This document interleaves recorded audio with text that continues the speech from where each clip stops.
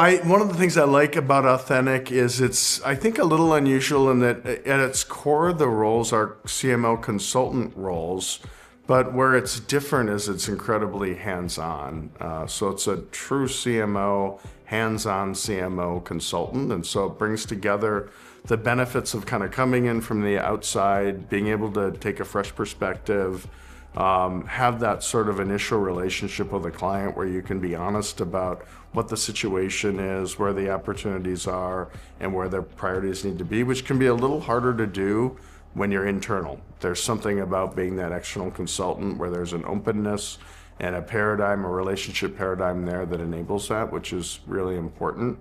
And I think generally speaking, when a client comes to Authentic, there's an understanding that they need help, and they need help in the marketing arena, and so that helps as well. I think that situation is conducive to success.